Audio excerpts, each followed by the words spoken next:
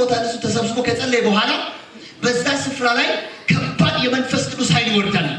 ከዛ የተነሳ ልሳን ያወራሉ፣ ሰፈሩ ብጥብጥ ያደርጋሉ። ከዛ ደግሞ ከተማ ሲወጡ አንድ አይነት ነገር ለብሶ ነው፣ አንድ አይነት ህይወት ነው የሚወጡ። ኢየሱስ ጌታ ነው።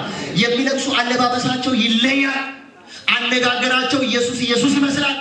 ከዚህ የተነሳ ቤተ መቅደስ ላይ ቁጭ ያለ የቤተ ክርስቲያን ካህኑ አልቻለም። እነዚህ ልጆችን ማስቆም አለብኛል። ማንታራ ሊያስቆማችሁ የመጣውን እግዚአብሔር አምላክ ዛሬ ምሽት ይገድበዋል።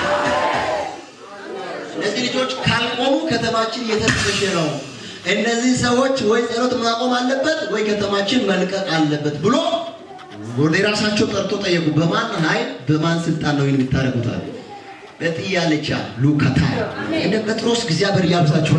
ባጠገብ ላይ ያለ ሰው እንደ ጴጥሮስ ያለ ሰው ያብዛ። እዚህ ከተማ ላይ ወደ ቤተ መንግስት የሚገባ አይቻለው የሚል ማታያ ፈርቶ ወደ ኋላ የማይመለስ ጴጥሮስ ብድግ አለና ነዘለ። ቆይ ልንገራችኋል ምንድነው ስል እናንተ የሰቀላችኋል ማሉራ ደግሞ አለ እግዚአብሔር በትንሣኤ ኃይል ያስነሳው ማዳያ ኢየሱስ የሚባል አንድ ብላቴና ሉካታያ በእናንተ የተናቀ በእግዚአብሔር የተከበረ አንድ ብላቴና ነው ይሄን ነገር የሚያደርገው ስለው ሰውየው እንደዚህ አለ።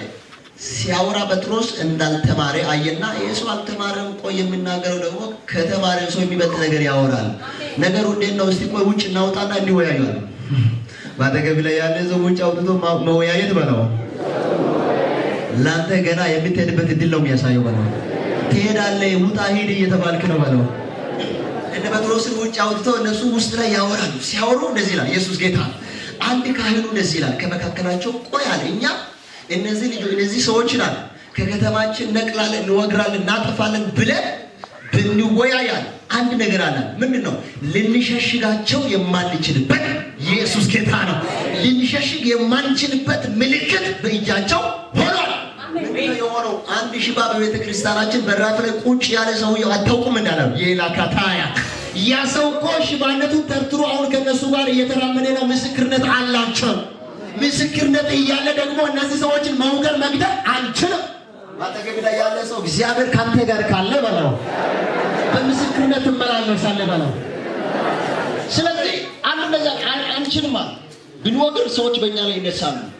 ስለዚህ ይሄ ነገር እንዳይብሳ ተርታ እንገስታቸው ከዚህ በኋላ በዚህ ስም እንዳትናገሩ ብለን በሸለናቸው ብለን ለቀናል። ኢየሱስ ጌታ ነው። ለመልካም ነው በለው። ባጠገብ ላይ ያለ ሰው ለመልካም ነው በለው።